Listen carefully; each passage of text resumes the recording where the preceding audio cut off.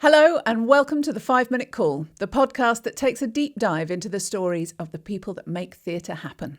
In this episode, we're talking to prize-winning author, musician, vocal coach, and literal voice nerd, Jeremy Fisher of Vocal Process. Jeremy has authored an impressive array of books about singing and performance, from This Is a Voice, successful singing auditions, to How to Sing Legato, and many more. Jeremy has presented all around the world and for the first time is sharing his story from growing up on a council estate to becoming one of the most accomplished vocal pedagogues.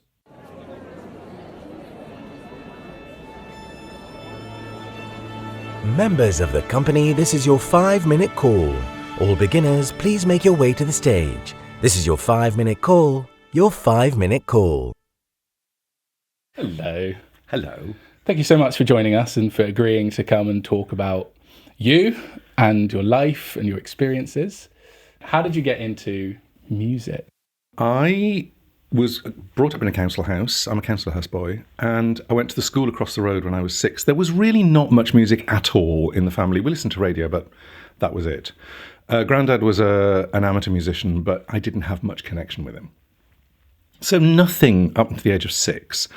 And at the infant school across the road, the headmistress heard someone play a tune on the chime bars in the corridor, and all the notes were right and all the rhythms were accurate. So she came out to find out who it was, and I'd gone, oh, look, chime bars, and I was playing. And so she came across the road to my parents and said, he must learn the piano. So that was really where it started. And my parents bought me a piano for £6. And I know, it was that bad. It was a semitone flat and out of tune. So I actually have very good relative pitch, but occasionally it meanders down a semitone and I don't know where I am. So I played that piano until I was 17 and got into music college. So that was the piano that I had. And I loved that piano. Didn't love the piano, but I loved playing music. Did all my grades, so did grade 8 by 13, and was one of those, in my very first, the whole piano lesson story. I was born in Shropshire, I was born in a village in Shropshire, so it's real countryside thing, and there's very little, Shropshire's going to hate this, but there's very little music going on. We don't have a city at all in the whole county. We didn't then have a professional orchestra, so there was very little. And there was a piano teacher in the village, but he refused to take me because I was 6. So that was January, I think. And by November, I was playing the piano by myself. And Mum was going, we've got to get him into lessons or, he's going to learn bad habits. So this is absolutely genuine. She went out one night and she said, I'm not coming back until I found you a piano teacher. And she walked around the next town knocking on doors looking for piano teachers. Wow. So she found one who was prepared to take me. I would have been 7 by the time I started lessons, which for a pianist is late. And the piano teacher said, well, I don't do the full 40-minute lessons. I do 20-minute lessons. And Mum said, he's going to want the 40-minute lessons. And I did. And so that was that really. I loved playing the piano. I completely involved in it. It was like my total focus, total passion. I do say I was so focused on it, I used to dribble. And occasionally I still do. So completely focused on it, loved. And also I got so bored with the exam pieces because I was doing exam after exam. And that was great because I needed the focus. But I learned to sight read. And so I would get books out of it's a bit like, Gillyanne will tell you about her book reading. But I used to love reading stuff. So I got the whole of the Beethoven Sonata 3 volumes and I sight read through them because I would be 12, because that's what I loved doing. And it was interesting. I was finding out how stuff worked. That's that. Yeah. When I was 9, my piano teacher's husband started giving me singing lessons and I sang really well. I was a very high boy treble. Top E flat was my favourite note. And so he said, I want to put you in for a competition. And I went, me being completely oblivious, very shy, very sort of introvert, went, okay, I'm being told by this person we're going for a competition. So he put me in for King's College, Cambridge scholarships. Now, King's College is at least 150 miles away. It's the highest scholarship that you can get as a boy treble. And I had no idea. So Dad drove me. I thought this is a very long journey. Dad drove me and we stayed overnight in a motel. And I went and did the scholarship and I won one. And that was completely unexpected. So I won the scholarship. That was, again, it was sort of January, February. And they said, because you haven't been to public school, you are way behind on French and Latin. I was also going to be one of the oldest boys who did the scholarship. So, and I have to tell you what I sang. It's like the chutzpah of this. I sang the solo to Once in Royal David City, which is the thing in the King's College carol thing that is beamed all over the world. That's the only solo. So I sang it, but I wasn't happy with the key it was in, so I wrote it out transposed up a third. Because of course. Because of course. So I handed them my handwritten thing going, I'd like to sing this up a third. So it went up to G's or something like that. So that was great. And we did all the exams and the English tests and the maths tests and what have you. I had completely oblivious. And then they announced the 5 scholarships at the end. And I went, oh, I've got one. What does that mean? What it means is that you go to King's and means you also... The scholarship didn't even cover the clothing, let alone the fees. Bearing in mind, I'm a council house boy from a 1-income family. So couldn't go. And it was one of these really, should we go? Should we do something? You know, what would happen? Didn't go. And I wrote about this in an article. It's the only time that, you know, always we have crossroad points in our lives. We have decisions that we make. And, you know, you either go with this or you go with that and you don't know what's happening. That's the only decision in pretty much my entire life where I go, what would have happened? Yeah. Because I would have had a phenomenal music education, but I also would have been away from my family. And I was very close to family. So they sort of outweigh each other. Anyway, so eventually we turned the scholarship down, which I think is probably the first time that's happened. Yeah. And after we turned it down, and I'd gone to the grammar school, we discovered there was a trust in Shropshire that would have paid the whole thing. Oh, no. So I still don't know. I mean, no, I do know, because I wouldn't be the person I am now. Yeah. For sure. For all the trials and tribulations that I've gone through since then. Yeah, I think it's fine. Were you aware of what was happening to feel anything in response to that, like disappointment or anything like that? Did you nightmares and hallucinations? Yeah. Wow. High stress, high anxiety, because I didn't know what to do, and it was such an alien territory. I did meet some of the boys when they were there. They were completely alien. They were all posh. I wasn't posh. So it was a world, and also in the interim, I was doing French and Latin with the headmistress at my junior school. So I was learning on a 1-to-1 basis, which was terrifying. And it was all that business of you're behind, and that does not suit me at all. Yeah. So it was one of those really, really stressful times in my life. So yeah, it was a relief when we decided not to go, but it's always been what would have happened. Yeah. I mean, I have to say, and this is going to sound awful, I have met some of the scholarship boys as adults. I'm glad I'm not them. I'm glad I'm me. So, yeah. I'm glad too. And I've not met them. Yeah. And I so passionately believe that the paths we take inform the work we do. Oh, yeah. So what happened next? What happened next was I went to grammar school and the music teacher hated me. Oh. That was really tough because he didn't, I don't know. I honestly don't know what was going on. But I don't know whether he thought I was stuck up or jumped up because I'd got this scholarship and then turned it down. I wasn't. It was just I was being me. I was very knowledgeable in a sort of horribly geeky, that's the Tchaikovsky piano concerto in B-flat minor, number 2, or whatever. And I don't know. But anyway, the music sort of didn't work. So I was sort of stuck, and I wasn't then going to the church choir anymore. So I was stuck there. So no music, really. for a couple of years. And my piano teacher was getting older and older and couldn't keep up with me. So I had a couple of years where I did no music at all. And then the music teacher changed, and we had a new young guy, and he was great. He was really good. And I'm also, this is going to sound funny, the grammar school and the girls' high school merged at that point. I had people to talk to. Yay! It was brilliant. Yay! I loved being around the girls, loved it. And then Music O-Level started, which was great. And he said, great, you're doing piano, but you need an orchestral instrument. So here's an oboe. And I went, I want to play the flute.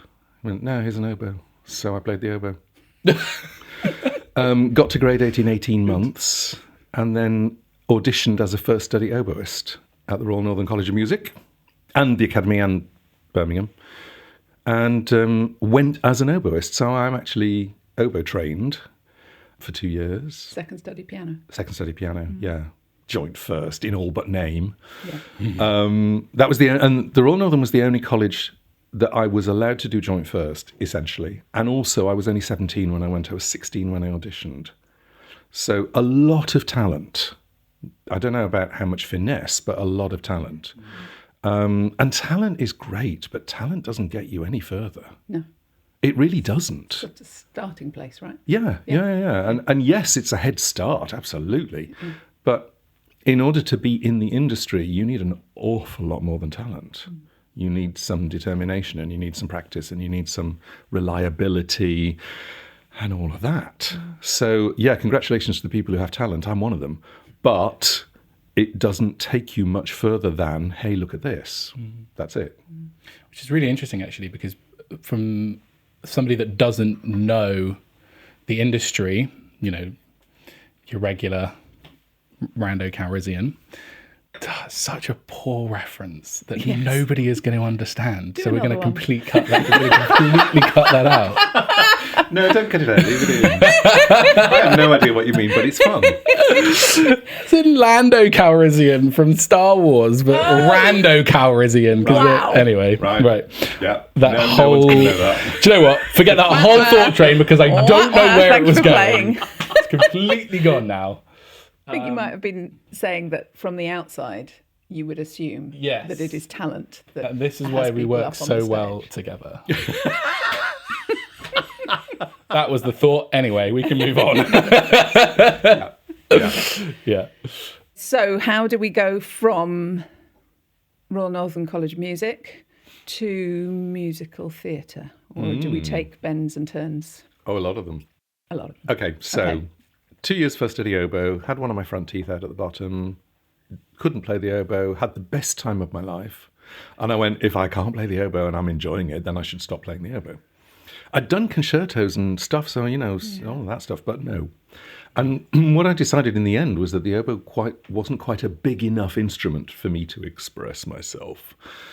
So I changed on to first study piano, which no one ever does. And then I really wanted to be an accompanist. I met one of the teachers there, and in a 5-minute conversation on the steps of the concert hall, I went, you understand me? Can I just say not many people understand me? Oren is somebody who actually does understand me, which is great. But there's a handful of people who actually understand me. And I went, he got me within 3 minutes. And I just went, great. What was the conversation? It was a conversation about accompaniment, because he was a professional accompanist. Right. And I'd been doing it sort of bits and pieces because as an oboist who plays the piano, I knew about breathing, I knew about wind playing, I knew about the repertoire. And because I was a good pianist, people were going, can you play this for me? Can you play this for me? Can you play this? And I was doing concerts with them at the college as a second study pianist.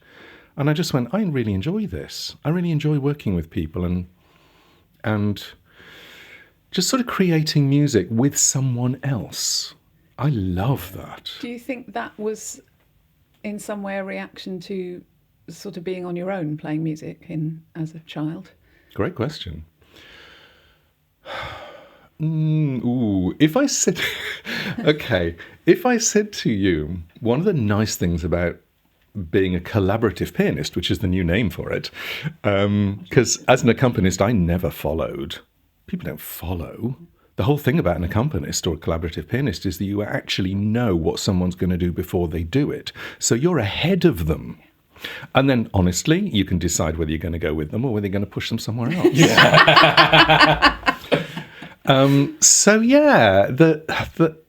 The nice thing about working with someone else is that they are making decisions about the music. They're making decisions about what they want. And I am going, I'm there like this, going, is that a good decision? Should we go there? Shall I? Actually, if you do that decision, I can support you here and I can push you in that direction and we can expand here. We can do all sorts of things. All of that is going on in my head while I'm playing. And I love that. I love interacting with people and going, oh, you want to go there? Great, let's go. What is so odd is, I actually wrote this down yesterday, I've never thought of myself as an improviser because when I'm playing piano, I don't improvise. I sight read. That's my skill. But as a collaborative pianist, you improvise all the time. As a vocal coach, you improvise all the time. Yes. Anybody that comes into a coaching session, my first reaction is, hello, who are you? And what are you bringing me? What should we do together? Where do you want to go? And I think that's lovely because you're always responding to the person in front of you, you're responding to the situation, you're responding to the whatever, and you are solid enough in your own techniques and in your own knowledge that you go, I have a vast handbag of things here, what would you like me to pick out of it? And I love that. Yeah. Okay, so back to the question. So the question was, how did I get from oboist to musical theatre? So I changed over to collaborative pianist, to accompanist, and there was an accompanist course there, which was amazing. 3 years I did. I was 6 years at music college. It's enough to kill off the musical instinct in anyone. Saying nothing. So I was purely classical collaborative pianist with a vast repertoire. It was my goal was to play everything that I could at college so that when I went into the profession, I would be ready for anything. Left college, got no work at all, despite the fact I'd played for 17 people's diplomas. They never asked me. And you just go, okay, there's a sign in there somewhere. I rang up, this is in the book, this is in the Why Do I Need a Vocal Coach book. I rang up Opera North, which was the closest opera company, because I love working with singers and I like stage work. What can I do? I'll be a rehearsal pianist for opera, I know. Rang them up and I said, word for word, I'm a really wonderful pianist, you must employ me. And they said, yes, dear, send us your CV and we'll audition you in 20 years' time or when someone dies. Absolutely word for word. And I just went, I love this place. I love that answer. So I sent the CV in and a few months later, I didn't get an audition, but a few months later, they recommended me to do the European premiere of Carmen Jones at the Crucible Theatre in Sheffield, which was my first job. And they hadn't heard me. And the MD was Jeremy Sams, who I got to know very well afterwards. And he said, oh, come and have a chat before we start. So I went in, no piano, didn't hear me play, nothing. He just we were in a changing room. And he went, oh, no, you've just won a prize. I won the Britain Peers Accompanist Prize at 21. He just won that. He said, oh, I won that. I know what standard you are. Come and have the job.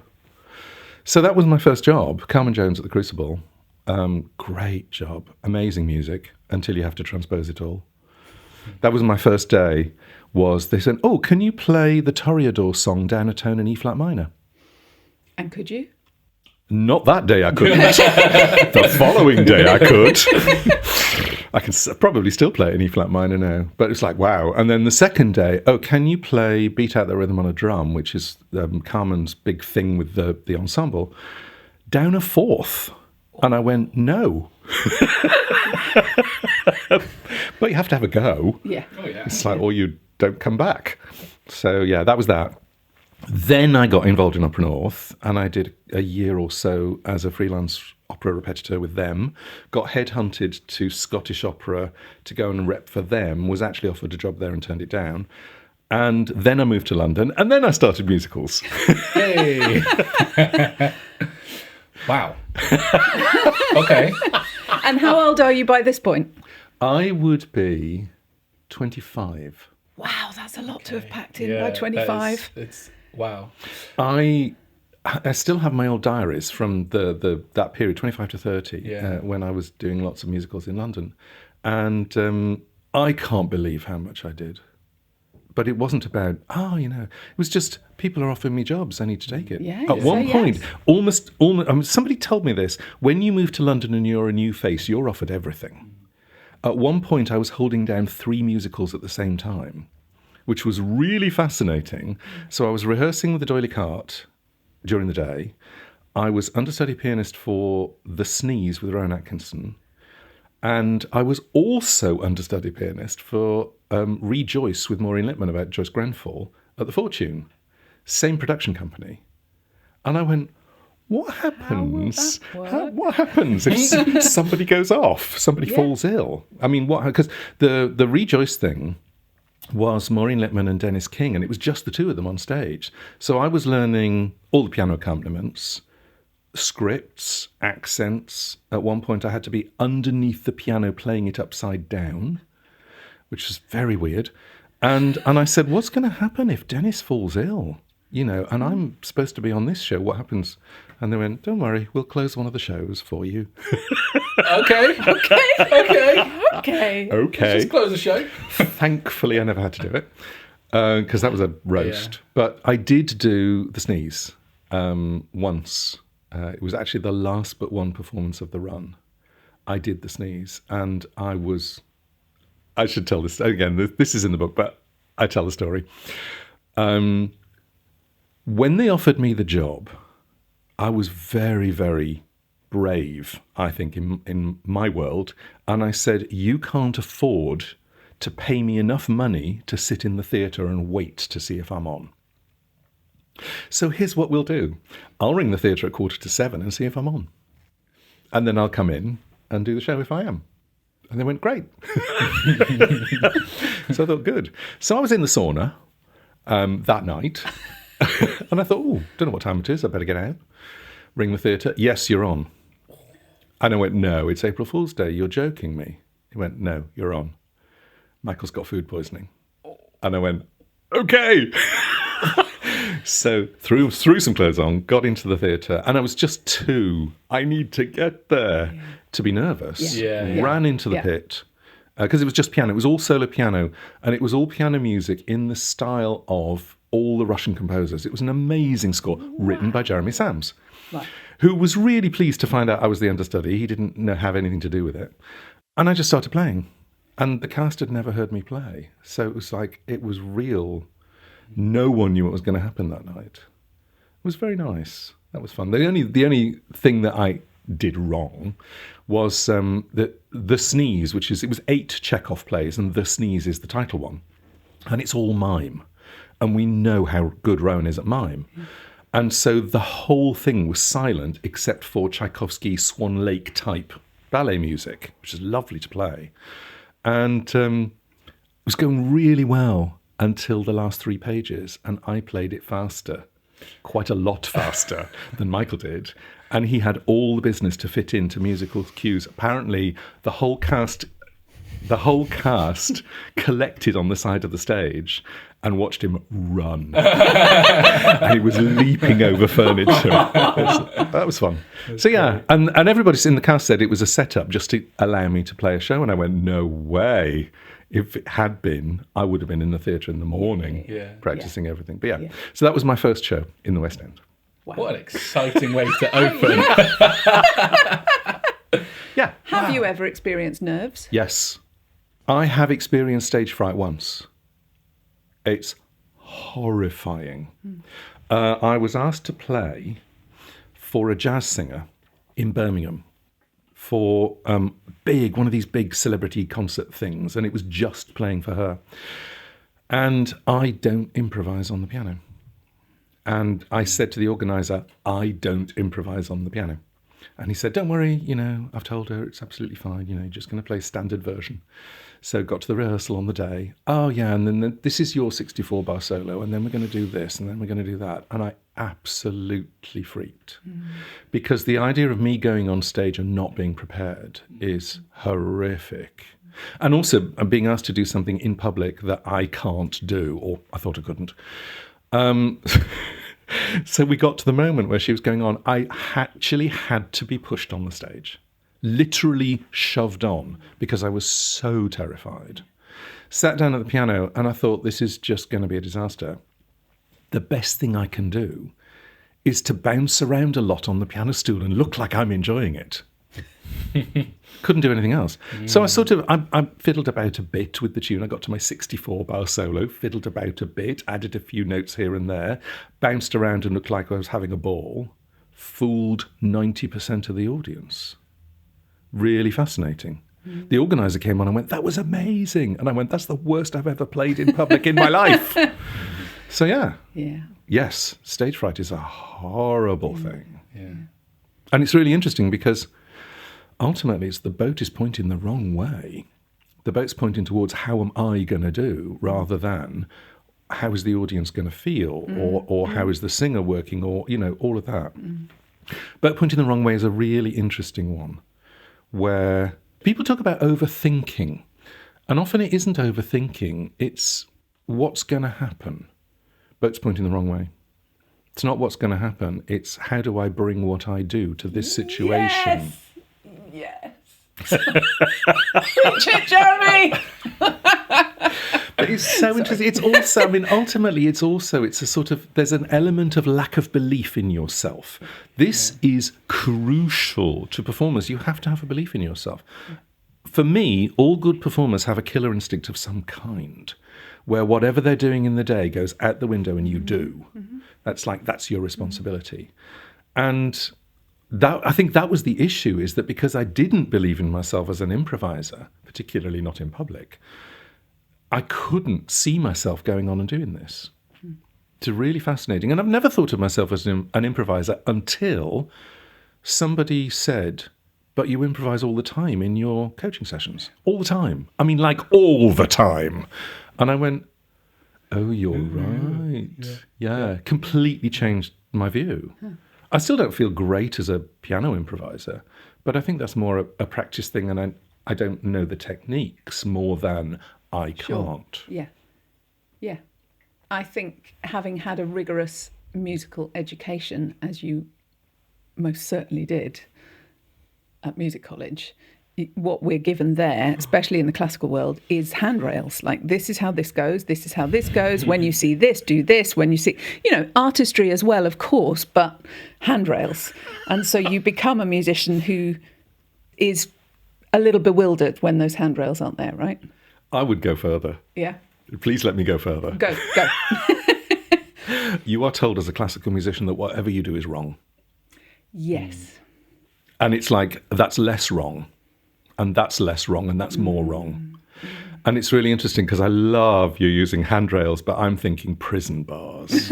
It's like, it's so strict.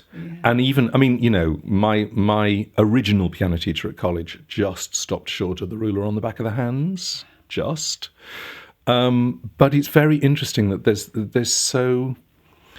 I think once you get into contemporary commercial music, musical theatre to a slightly lesser extent, but much more than classical, is that we find who you are as a person, and we find who you are as a voice, and we find who you are as an emotional being, and who you are as a storyteller. Particularly as a storyteller, it's got to be your version of that story, even though it fits within a genre or it fits within a play. In classical music, it feels like, to me, you have a series of strictures that say, this is how this music works. This is what the composer told us, even though the composer has been dead 350 years. But this is how it goes. And you are outside that, and therefore that's wrong. So we must bring you into one. Do you know one of my favourite pieces of music? Gonna laugh. It is Philippa Giordano singing Casta Diva from Bellini's Norma as a pop singer. At pitch, it's absolutely brilliant. Wow. It's absolutely brilliant because she sings it totally within her own style. She sings it completely on the key, on the notes as written, going up to high Ds and E flats and all of that stuff. with the occasional extra riff as well. And I love it. And I know perfectly well for the classical singers that will put the cat among the pigeons, because it's like, but it must be sung like this. And I'm going, but it mustn't. And I've always had that sort of, it's lovely you telling me all of these rules and I will do my best to follow them. But actually, there's more to it than that. I talk about music envelopes. So every piece of music has an envelope. These are the strictures, if you like, but they're guidelines. So if you do a performance within that piece of music's envelope, then it works. And that envelope contains all sorts of areas and gaps and corners and all sorts of things that you can do within that envelope, and it still works. And that's how the music was written to be sung, because normally a composer has either a specific singer in mind or a type of singer in mind when they write something. Where it gets fun is if you take it outside the envelope, and then you bring your style features into that piece, and it changes the music. And fusion stuff is just so on trend at the moment, and I love it, because you hear things that are so creative, and you hear a song that's been pulled out into a different shape. And I love that, because people find things in songs, they find things in music, which is why I love music so much, because it's a form, it's a genre, if you like, that has the possibility for creativity within it and truth within it. And boy, we can talk about truth and authenticity for a long time. So yeah, that. Where were we? So, brilliantly. Was it? I'd love to ask. Did you feel some sense of ease or relief coming into musical theatre, having been in a classical world? Do you think you felt that change then, or has that grown on you? Immediately, I loved the people. Immediately, I loved the genre, because the genre is story-based, and I discovered I'm a writer.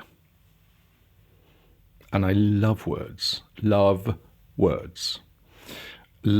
the use of words, the exchange of words, meanings of words, love all of that. So it was that combination. And the fact that musical theatre, I truly believe that musical theatre contains the widest range of genres in the world, because we go from classical to rock to contemporary to weird and out there. And everything in between. It's like people say, oh, musical theatre style, and I would go, which one? yeah. Which one? Because somebody's singing this show, and I've had this. I've had clients go, I'm singing Phantom in the day, and I'm practicing Rent, at night, or I'm, it's like pick a name, really. And it was also the idea that actors, musical theatre singers, I'm very hot on this. The drama comes first. The story comes first, because that's the genre. When you go to, and I coach classical and musical theatre and contemporary commercial side by side, and they have different things. Contemporary commercial is about the vibe.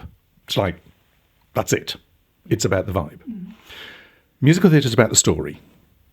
And all the sounds that you make in musical theatre are linked to the story. Absolutely. It's great if you can make 150 different sounds. Congratulations to you. But if they don't fit the story, if they don't match the story, if they don't express the story, please stop doing it. Opera, sound. Yeah. Sound, phrasing, architecture. There's some story in there somewhere, until the aria.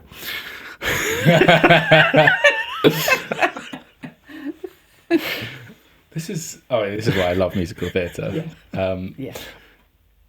We've sort of jumped ahead and gone round the back a bit, but I want to just understand how you get from music to singing and vocal pedagogy. Yes. There's something in here that I think leads us nicely back to musical theatre, where ultimately is where we want to be. But Okay, great. Yeah. talk to me about that. Yep. You have to go back to college. Okay. So I was playing for people, and I played for a lot of singers. I loved working with singers. And the coaching side of it came in because I got so frustrated. It's like, I know how this music works. Why are you not singing it in the way that the music works? And at one point I went, oh, for heaven's sake, can you just sing it like this? And the singer went, oh, that's really good. And I went, oh, there's a career in me insulting people. Oh, that's really interesting. What was so fascinating is that I was saying things that I thought were blindingly obvious, and they weren't. And they absolutely weren't. So it was this thing about understanding music and structure and background and emotion and shape and energy. Actually, what it boils down to is energy, ultimately. And going, I can also describe it to you in a way that will work for you. And I wouldn't say the same thing to you that I would to somebody else, because they're bringing their thing. And this is, I think, where I absolutely live. And it's not just in music. But I made a speciality of it in musical theatre because it's so obvious to me. So obvious how things work and how they link to the story and the sort of sounds that you make and the sort of phrasing and the sort of energy points and the peaks and troughs within a song and all of that, that I ended up coaching people out of self-defense, really, because I so wanted it to work and it so wasn't. And I felt, this is going to sound so weird, but I feel a responsibility to the music to make it work, and I don't care how it works, as long as it works. And actually, that's not just music. That's also script. It's also text. It's books. It's conversations. It's podcasting. It's all sorts. So I always bring that to whatever I'm doing. Part of it was wanting the music to work. Part of it was wanting the singer to work. Part of it was going, please, can this all work? I'm so fed up with it not working. And so it was actually Janice Chapman. I used to play for Janice for all of her opera lessons. In fact, I was her lodger for some time. Oh, wow. So I used to go down the stairs, play the pieces, go back up again. And that was fun. That was really interesting. And I've always been fascinated by the way singing teachers teach singing. Because as an instrumentalist, and particularly as an oboist, I could take my instrument apart. I did. I freaked my mother out.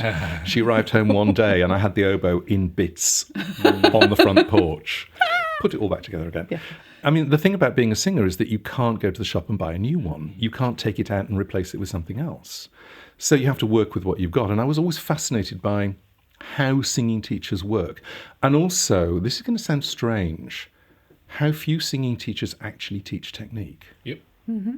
What they tend to teach is style and interpretation and choice, but they don't necessarily teach technique. And I came across maybe 3 singers who taught technique. Gillyanne was one of them.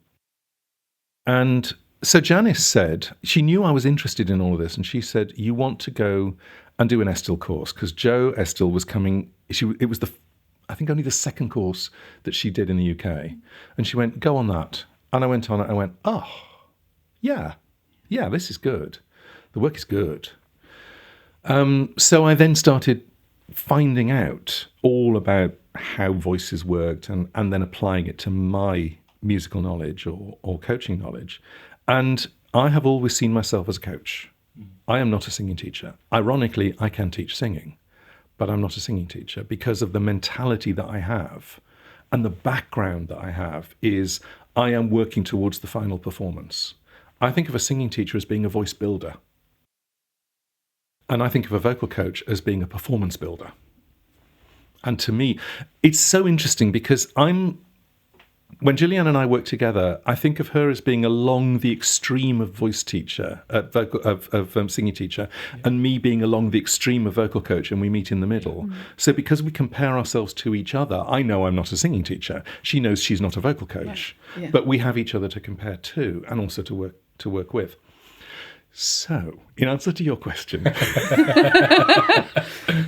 We're very good at holding these thoughts, Jeremy. It's excellent. Yeah. I have a really specific follow-up question, but carry on. In answer to your question, the pedagogy side of it, it's all about clarity. I love clarity. I love being clear with people, with myself, with things. By the way, I do see things as being animate objects. So I'm very good with locks, by the way. If you ever get locked in, I'll be able to get you out. Very good. I just Might take a while to get to us, but I literally just bought a lock picking kit. And it's the most fun I have ever had, just because I wanted to see if it was possible. Should you be revealing that? yes. Note to my editor, let's cut that bit. Note to your editor, let's keep it in.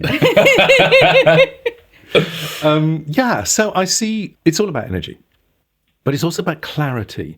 And it goes right back to when I was 18, 19 at college, wanting to be clear, wanting things to work.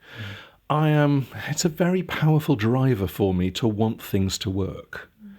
And it doesn't matter whether they're people or things, I want them to work. And I get very, very annoyed when they don't.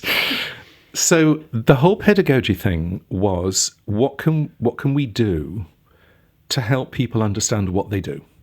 That's really what pedagogy is.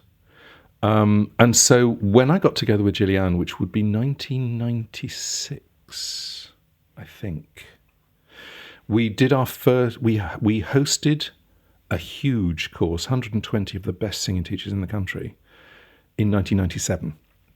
So we first met. Oh, can I just tell you how I met Gillyanne? I was really itching to ask, and then I was like, "Is that in the remit of the?" Absolutely. Yes, please tell us that. Okay. It's going to be really interesting if Gillyanne's story is any different. No, it'll be the same. No, she tried to throw me out of a course. Okay. Okay. All right. This is juicy. Oh yeah. So the story behind that is, I had already done an Estill course the previous year, which she hadn't been on, because she'd done one the year before that. Okay. And she was already very heavily involved in it. But she wasn't there at that course, so they brought an American guy over, Steve, who was sort of co-leading with Joe. And Steve then did a course the following year with Gillyanne in the Holborn Centre in London. And I wasn't on the course. I hadn't signed up for it, but I just finished a musical tour. I don't know which one, probably Calamity Jane. And I thought, I've got some time. I'll wander in, say hi to Steve, and just say hello to everybody, because I'd been hearing about Gillyanne but never met her. So at that point, I'd shaved my beard off, I'd cropped my hair, and I was wearing contact lenses instead of glasses. Nobody recognised me. So I wandered in, and she says this: Holborn Centre was also a centre for tramps. So she thought I was a tramp. All right. She thought I was a tramp, so she came storming down the aisle to throw me out. And how did you persuade her otherwise? I spoke. Okay. And then people who were in the class who'd been in the previous one with me recognised my voice. I was going to say, yeah. So, and they went, "Oh no, that's Jeremy." So, yes. And then she took me out for dinner. As an apology? As an apology, yes. Nice. Nice. Yeah. So, and we worked together well before we got married. So we were working together in 96. We got married in 2000. Okay. This episode is sponsored by Vocality, a specially formulated blend of tea for professional voice users. Each ingredient has been carefully selected to help you soothe and take care of your voice. The tea is naturally caffeine-free, suitable for vegans, and does not contain any artificial flavours or colours. Vocality is the secret to vocal clarity in a cup. Talk to me about neurodiversity. Okay. Because there are so many elements of what you have said across your entire life that immediately to me are like, this is something special, this is something special, this is something special. Mm-hmm. And I'm curious as to your perspective on neurodiversity and yourself. Undiagnosed ADHD. Okay. The more I read about it, the more I go, got to be. Got to be. Like, every time I read anything about symptoms, about the way people think or the way that people develop ideas or anything like that, and I'm going, yes, maybe not, yes. It answers a lot of questions for me. I'm sure I've published this, but if I haven't, you can be the first. I want one word on my gravestone: mystified. I am completely mystified by people, life, human beings. They don't make sense to me at all. You can feel very alone when you are mystified by the people around you. And also, as you might not believe it, but I am actually quite shy and quite introvert, except on microphone, because I love microphones. And I love conversation. But yeah, I'm actually quite shy. And in fact, so shy that when I did concerts as a child, as a pianist, I wouldn't say anything. Mum would have to get up on stage and introduce the pieces for me because I just could not say anything. So I never quite understood what was going on for the whole of my life. And I don't know whether that's had an impact on the way that I do things, the type of things that I do. Even buying the house we're in now, we were on holiday. It was the cheapest holiday I could find because we were so broke. And we hired a house in the next town up from us in Herefordshire, just over the border into Herefordshire. And we wandered around and, chilled, which was great. And then we looked in the estate agent's windows and went, what? Because we've been living in London. We can have how many houses for this? Yes. So, we were living in London. And then we saw this house. It was actually the only house we went in. We'd sort of looked at several from outside and went, no. And we saw the house we're in right now. And we went in and we went, gosh, this house has been built for us. It's like, that room is this, and that room is this, and that room is this. And I love this. How middle class. The only decision we had to make was, which room shall we put the grand piano in? So, and then I stuck my head out of the window, out of the back door, and there's a river in the garden with a weir in it, and the sound of trickling water. And I went, apparently Gillyanne saw my face, and she went, okay, that's it. That's it. He's got to be here. And it was that sound. And I went, I want that sound in my life. Very interesting. Every so often I go, I want that X in my life. Yeah. And then it's like, it's going to happen. So, yeah, very interesting. Podcasting was one, by the way. I need a podcast. We're going to do a podcast.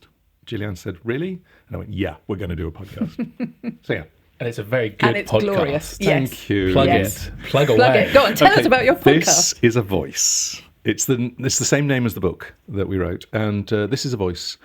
And it's a really interesting one because, as I say in the description, we talk about singing and voice all the time. And we just left the microphone on. That's really what it's about.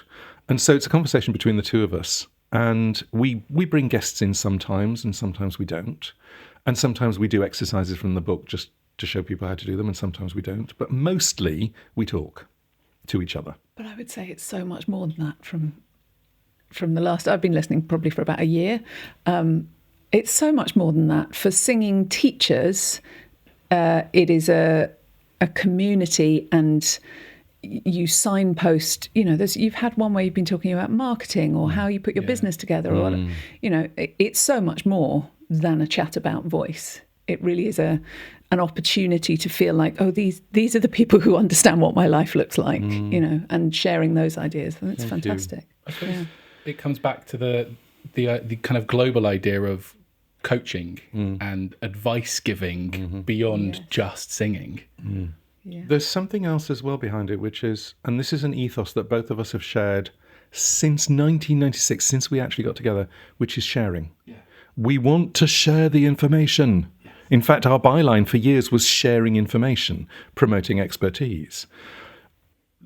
I don't understand people who create something that is really good and really powerful and then sits on top of it and goes, the only way that I'm going to teach this to you is if you pay me £10,000 to come and work privately with me. Go away. Yeah. That's not appropriate. I also, by the way, think it is appropriate for us to get paid. Oh. Yes. And it really annoys me when somebody puts out a full technique course for £10. It's like, you are devaluing the whole of singing training if you are going to charge that little. It's a profession, remember that. So yeah, but it's all about sharing. And in a way, the podcast, for me, I quite like finding out about modes of communication. So we wrote, I made DVDs, I've made online videos, I've created ebooks. To me, this is just it's a format that has its own joys and pain, particularly when you're learning it. But it has its own format, and therefore there are certain things that fit different formats. It's like, okay, well, that would fit a DVD. Well, I better learn how to make a DVD then. And podcasting was the same. In podcasting, you get to know the person, you get to know the interaction, you get to know the vibe. I think, more than anything else. And that's what I love about it. It's a conversational medium. Again, something you just said within that just brings me back to... I mean, to me, that it seems like across your life, the way you were describing your early start with music felt very savant. Mm-hmm. And then as you evolve into that, it's I suppose ADHD, it's obsessing about this one thing. I need to do this one thing, and you achieve that and you've done it. And then you go, okay, now I've got this other thing, and now I need to do this other thing. Okay, I've achieved that. Oh, but now I've got this. And it's this continual cycle of piquing interest, diving so deep, and then something else will happen and going into that as well. I'm a concept person. Yeah. So you give me the concept. If I understand the concept, first of all, I won't do a thing at all until I understand the concept. It doesn't matter how hard you push me. If I don't understand why I'm doing it, I will not do it. End of. Because in order for... I have a life coach. In fact, we both have the same life coach, but we see him separately because he can't cope with both of us. Somebody said to me very early on, you're an intense person. And I'm going, no, I'm not. Yes, I am. Yeah, there's a level of intensity. And this sort of... I'm back on energy again. Energy is my thing right now. Yeah. I think of course it underlies everything because everything is energy. But there's something about sort of flavors of energy. I gather I'm an unusual type in that I'm high energy, but I'm not high energy. I'm intense energy, but not high. And also I have the ability to feel stuff and then explain it. So it's the combination of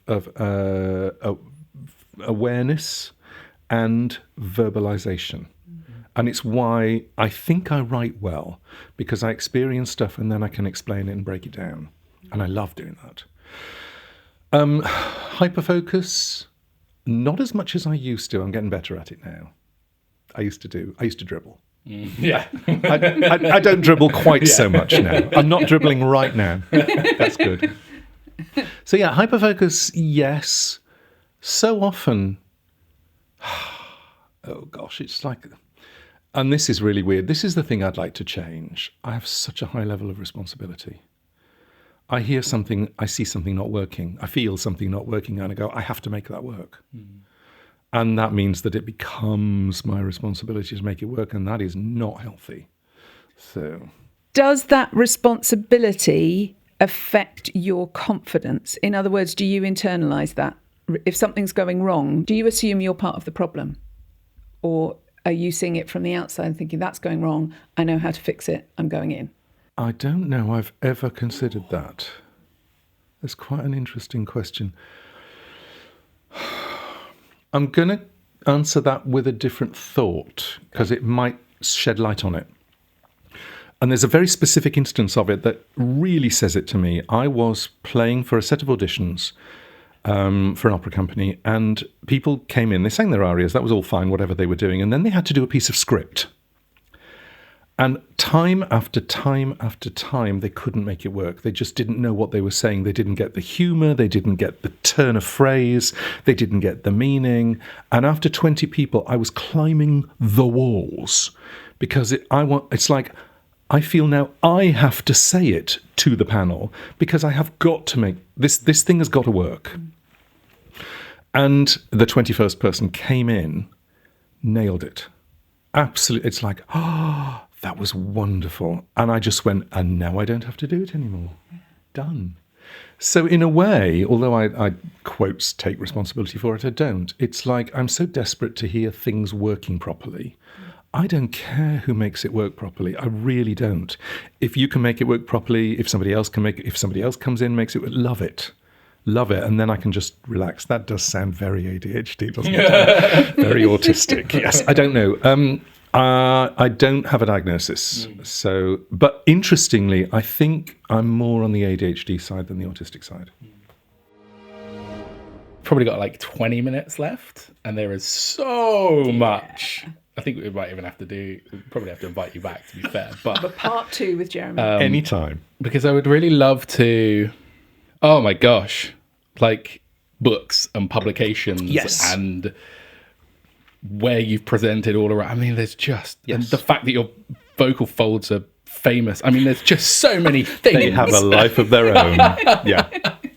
Okay, I think I have maybe a route here. Probably skipping ahead a little bit. Yep. You've played for something around 8,000 auditions. That was 20 years ago, yeah. Okay, you've played for something around 1 million auditions. About that, yeah. Give or take 100,000 or so, yeah.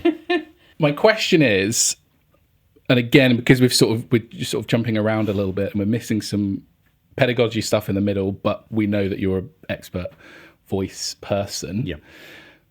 Are there any rules or things that you've observed or little nuggets that you've taken away from being present in that many auditions that you would want every performer going into that situation to know? Written 2 books about it.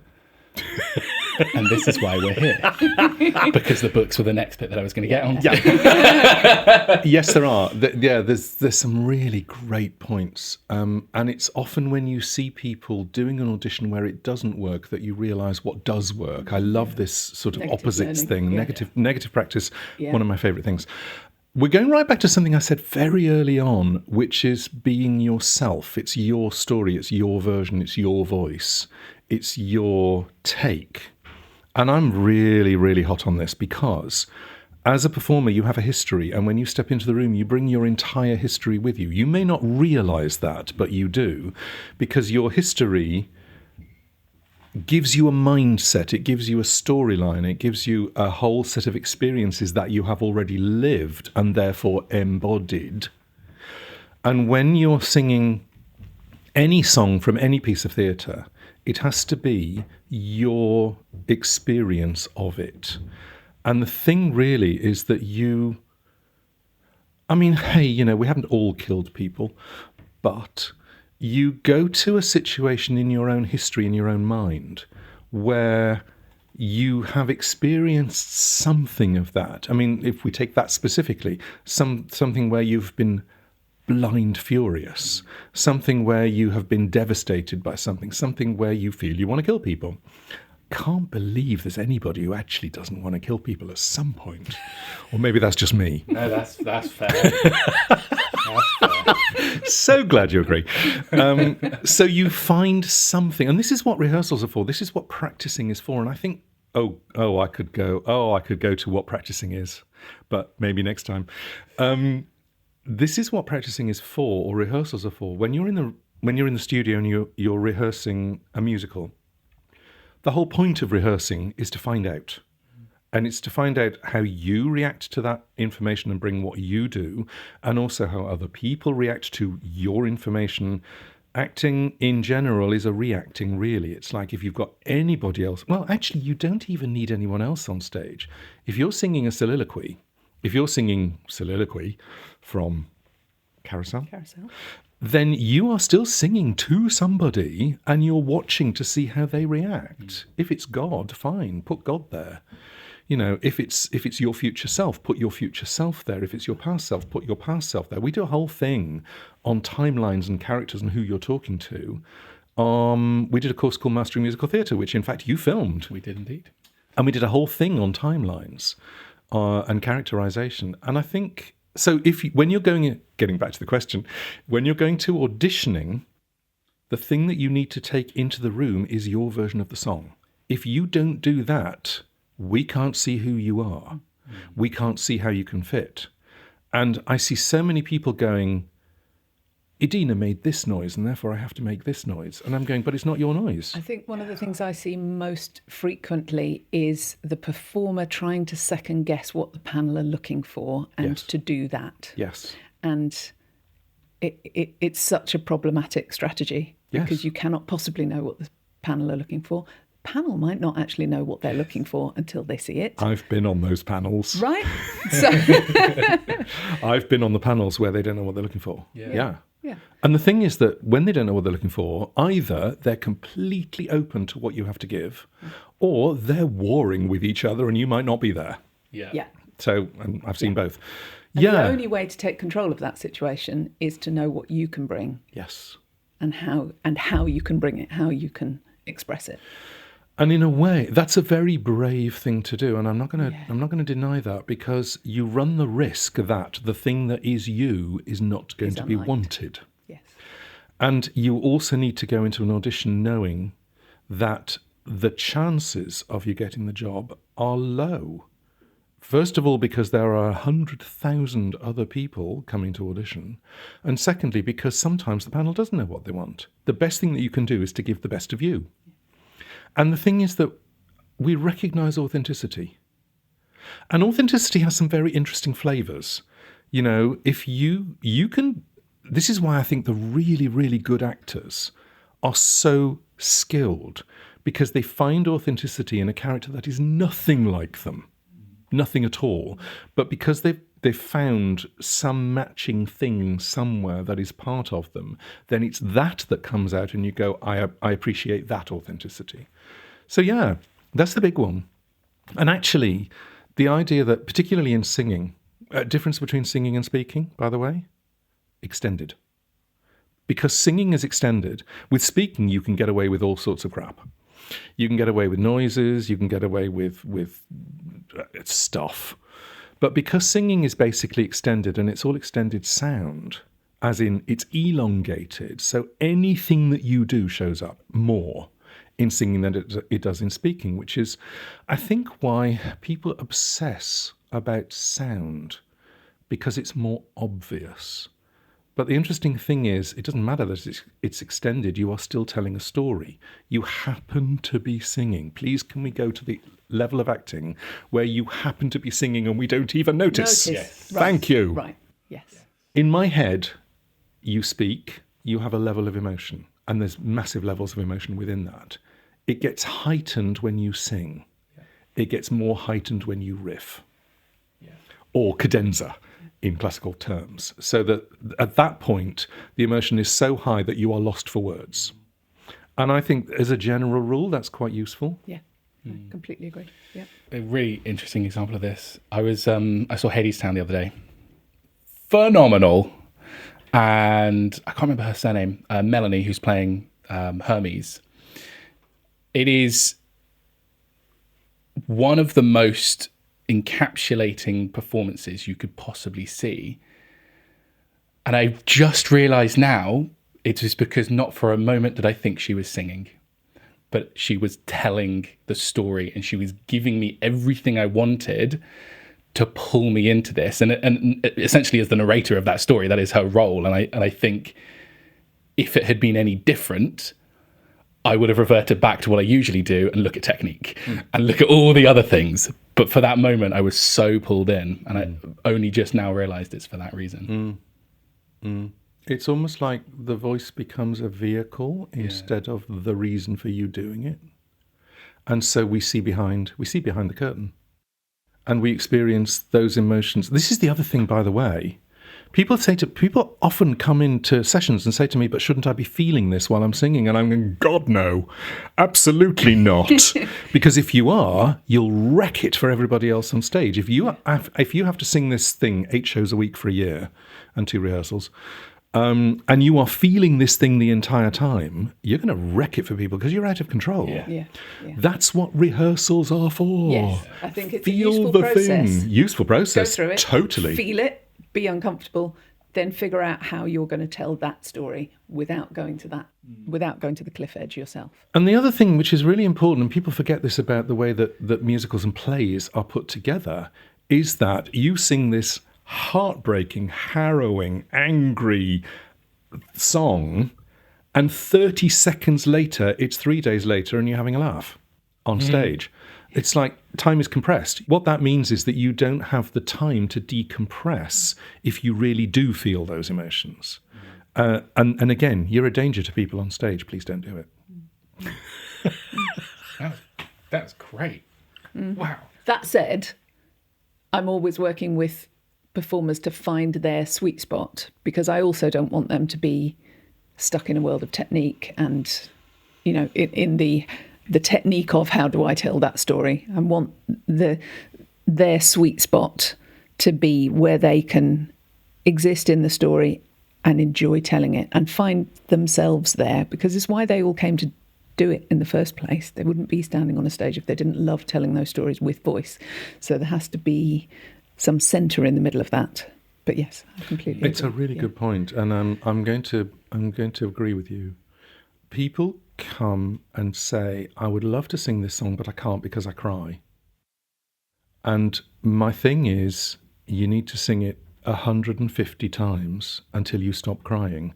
It will not stop you being able to sing the song. It will not stop you sharing that emotion. But you need to become, I'm going to say, almost immune to it. And that's a really weird word. And even desensitized is a weird word. And it's not what you're saying, but it is what you're saying. Yeah, it is what I'm saying, because being able to convey that and enjoy conveying it rather than going to the point of discomfort yourself. Yes, 100%. Ask me again next week, I'll have changed my mind. Tomorrow. Yeah. This afternoon. Yeah. I mean, you've absolutely answered this already, but it'd be very interesting just to sort of encapsulate it. When you're coaching, how do you decide when you're going for technique and when you're going for musicality, storytelling? I know what your answer is going to be. But I love that question. Absolutely love that question, because it's a decision that you make all the time. Okay. We're doing a lot of teacher training right now, and we're teaching our teachers to do this. You diagnose to start with, which is what exactly isn't working, what is working and what isn't working. So if you decide what isn't working, you then decide maybe what's underlying what isn't working. And you also deal with the person in front of you. So it's like, what is your mode of communication? How do you receive instructions best? You know, do you need to do it? Do you need to understand it? Do you need to see it? I can draw you a diagram if you want me to. It's like however you want to do that. One of the things that this is very difficult to explain, but actually quite easy to do. In my mind's eye, I've got this knot. It's like something is happening here, and there are lots of threads that I could pull. And what I'm going is, which is the thread that I'm going to pull that is going to undo most of the others? So it's only based on that I go, this is a belief issue. You have a belief about something that's standing in the way. Let's tackle that. This is a technique issue. You know what you want to do and you know how it works, but technically this is not working for you. And within that, you go, is this a sound issue? Is it a vowel shape? Is it the consonant or consonant cluster getting in the way? Is the way that you're producing the sound not right for your voice? Have you been told something else that you're trying to reproduce, but it doesn't work for you specifically? There's a whole load of questions that you ask, but you ask them all silently in your head, or it will be a very long lesson. And then you go, let's experiment with this, because I think this is going to undo some of the stuff. So in answer to your question, it entirely depends. I hear you. I would love to be able to say, oh, it's always this. And it absolutely isn't. It's whoever and whatever and whenever. And in terms of your training of singing teachers as well, you know, we talked about performers needing to know what their strengths were coming in. Do you think it's important for a singing teacher to know where their strength is? Hugely.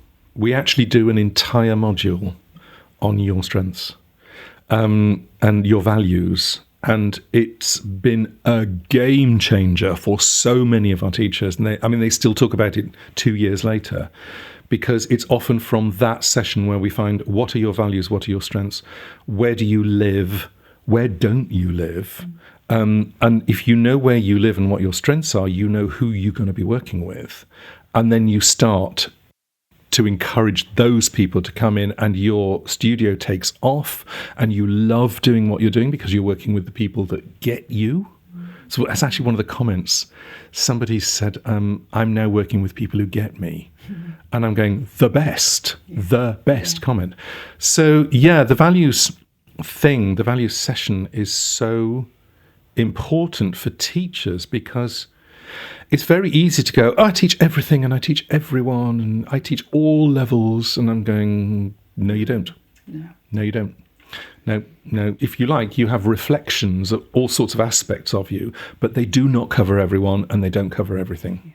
So yeah, no, thanks, bye. Yeah. And flipping that round to the other side, how Do you have thoughts about how a performer should choose a vocal coach? Yeah, Share Or your singing thoughts. teacher. Or singing teacher. absolutely. Yeah. Go and have a session. If something hasn't changed in that first session, don't go back. It's like, don't waste your time. Don't waste your time. And also, very interesting, depends on the personality of the singer. If you like being told off, go to somebody who tells you off. If that's your motivator, go and do it. Yeah. Won't be me, but it will be somebody else. If you like somebody who tells you everything is wonderful, go to them. If that's your motivator, do that.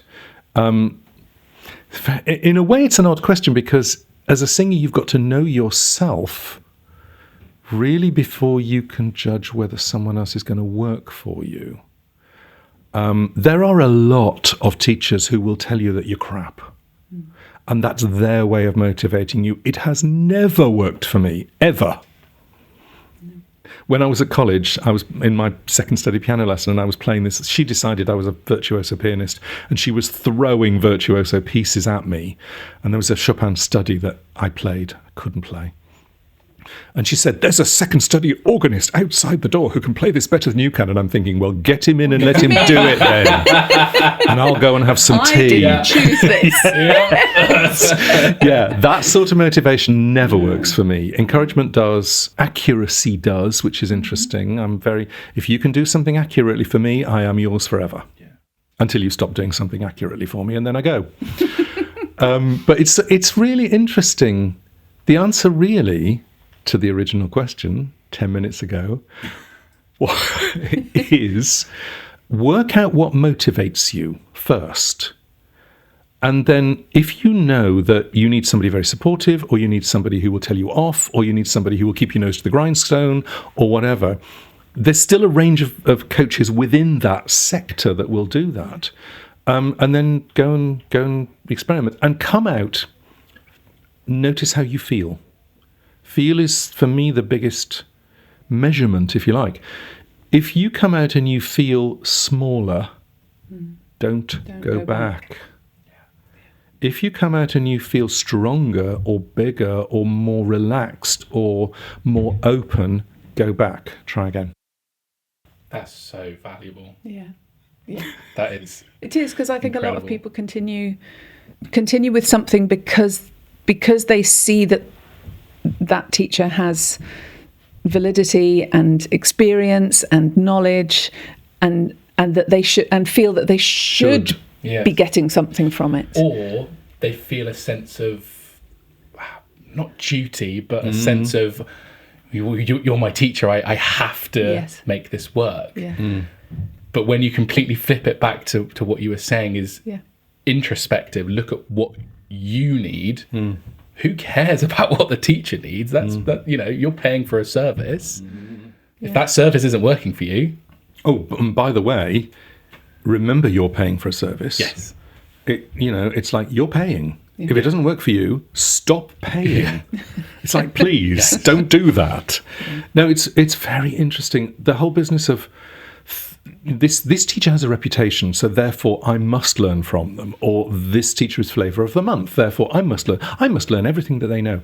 There is nothing wrong, first of all, with swapping teachers. It depends where you are in your knowledge base. When you are a new-ish singer, or where you're an inexperienced singer, it can be very useful to stay with the same person so that you learn a block of technique, or you learn a block of ways of thinking about it. When you're a highly experienced singer, shop around.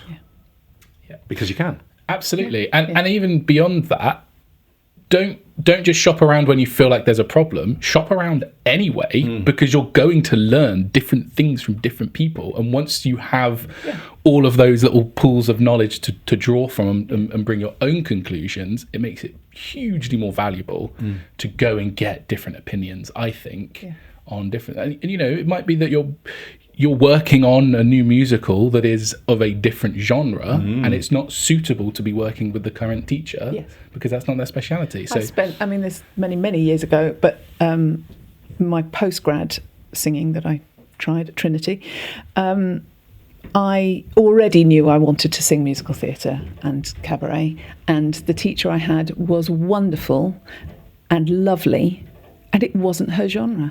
And for a term, we went through this incredibly painful experience where every week I'd come in and she'd say, "No, I was trying to remember, did you want to sing Foray?" And I was like, no, we talked about Sondheim. And bless her, I've been in that position now where, you know, people are bringing me stuff that's out of my comfort zone, and it's really uncomfortable. It's not a happy thing on either side of the fence. So yeah, absolutely, take it to somebody you feel brings the best out in you and has the knowledge that you need for the genre you're in.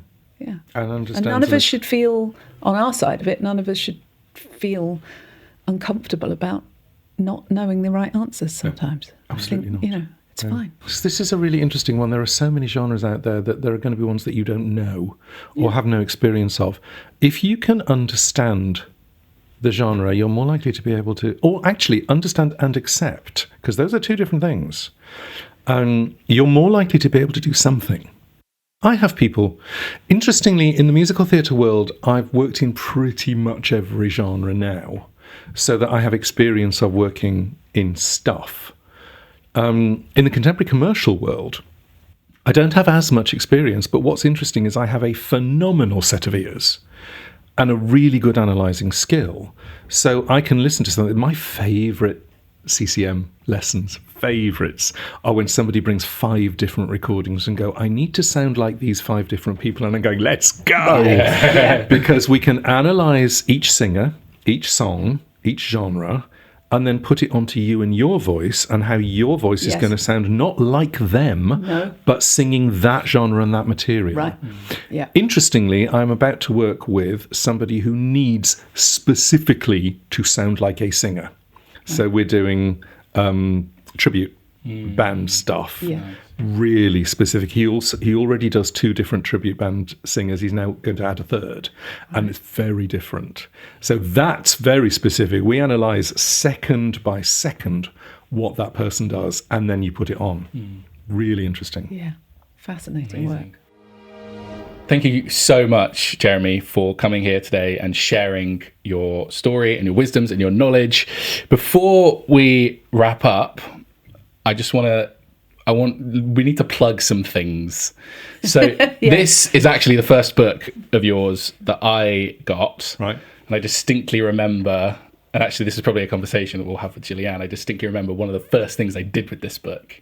And I went and pitched something to Gillyanne. She was like, we would love to, but we can't.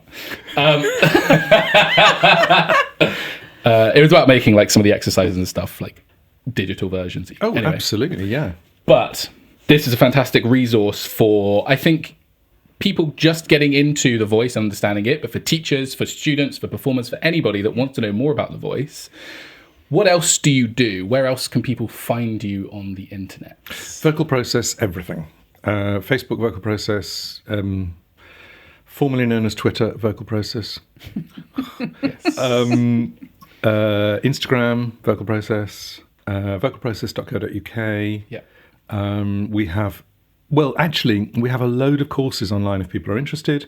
The Learning Lounge is amazing. You're in the Learning Lounge. I'm in the Learning Lounge. Yes. Yeah. In fact, you're both in the Learning Lounge. The Learning Lounge has 600 plus resources going back 22 years, which is just, and it was interesting. It's just, we decided just to put our stuff, all of it, out there. So we have mini courses, webinars, full courses, song databases, done for you lesson plans, the old CDs. In fact, one that's been out of print for about 10 years is now on the Learning Lounge, and we're still adding to it. So we've just started doing live Q&As as well. Yeah. They're all going on. Learning Lounge, that's all listed on the vocalprocess.co.uk website. Mm-hmm. We also do teacher training. So we have the Teacher Pathway now, which is 3 online courses plus the accreditation program. And the online courses were solely in your own time. You know, you have access for a year, it's all online. We've now started doing live stuff in there as well. So we're doing flipped classroom for the first time. We actually did the first one very recently. And the accreditation program is a much longer program, and we're now on cohort 24. We're just about to start with. So that's fantastic. That one is basically you see us every 2 weeks for at least a year. And with all the support and all the discussions, and everybody gets together in groups, it's all live. So that's an amazing one. So yeah. And of course the books. The books. All of the books. 11. I'm about to write the 12th. Oh, amazing. Very nice. Are we allowed to know what that one's about? You're going to laugh. How to be a great podcast guest. Oh! I need it. Are you following your own rules? I'm hoping I don't break them. Otherwise, it's not going to sell very much. Is that from a voice perspective? It is, yeah. Great. It's both. It's very interesting because I'm working at the moment with a mastermind group who are all business people, so nothing to do with voice at all. And it's we came up with this idea to put a course together, and it is half of the book is how to make sure that what you say is clear, has stories in it. It's basically taking, and a lot of the people that I'm working with have written books, so it's how you transfer book knowledge into conversational knowledge, or they've written courses or whatever. And half of it is about voice, which is basically, I'm desperate to call a title, How Boring Are You? I love it. But I don't think I'm going to get away with that. How Very fabulous. cool. Can't wait. Very cool. I have to say, Brilliant. the Learning Lounge, in particular, is one of the greatest repositories of knowledge for singing and for performance in existence. Thank you. And It is. completely flies in the face of what Oren and I have talked about before, the kind of gatekeeping of information. Yes. It's just here it is. Here it is. Come Here it get is. it. Yeah. Absolutely. And actually, because Come discuss it. there's absolutely, and there's so much in it. If you want any help going through it, drop us an email. Yeah. Not a problem. Or message us. Yeah. And we'll say, what do you want to know? I love it. Brilliant.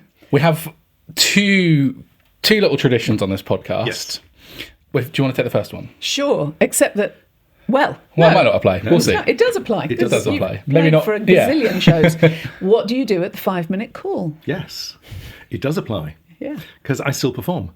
At the 5-minute call, it depends what job I'm doing. If I'm MDing, I'm already in the pit. I am already sorting stuff out on conversations and on cans and all of that stuff. If I'm playing, I will probably go quiet because the whole day for me is a build of energy. I'm one of these people who really can't do anything the same day. She's awful. What a burden. So yeah, I'll be building energy, and I'm actually fine having conversations and doing stuff, and then about 5 minutes before I will go quiet, and that's when the energy really peaks, really builds. By the way, I think it's webinar 6. We do that.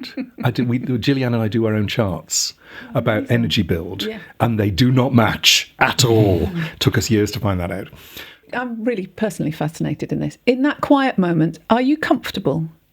Because I would agree, I also have I'm applying mind coaching, but I'm often quite uncomfortable in that. I'm uncomfortable. Yes, I want to start. It's very interesting. If you've been an anxious person for some of your life, you know you've got this thing coming up and you want it to start, because I now know from experience, when we start, I might have, oh, by the way, my new rule, well, it's an old rule actually, I can be crap for 10 minutes.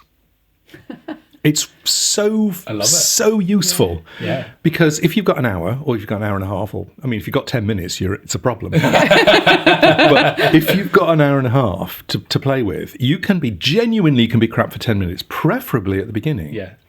Because people go, a bit uncomfortable here, and then you get into it, and then by the end of it, they love you. Being crap at 10 minutes at the end is not a good idea, because that's what they remember. Yeah. But it gives you an out. It gives you an out to be, it doesn't have to be perfect, it doesn't have to be professional, all of that stuff. Yeah. So, yeah, I'm uncomfortable, I just want it to start. Great. And So we have a tradition on this podcast.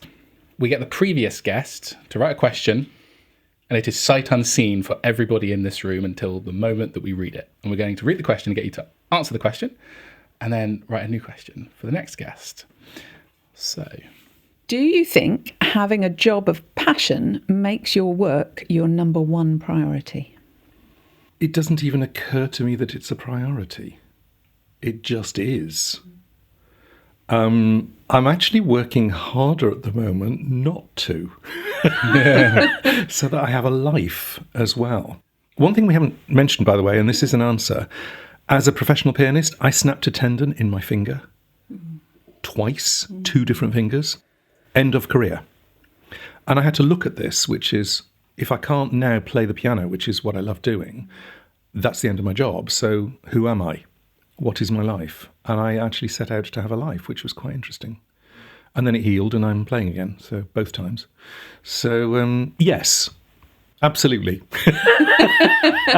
And no.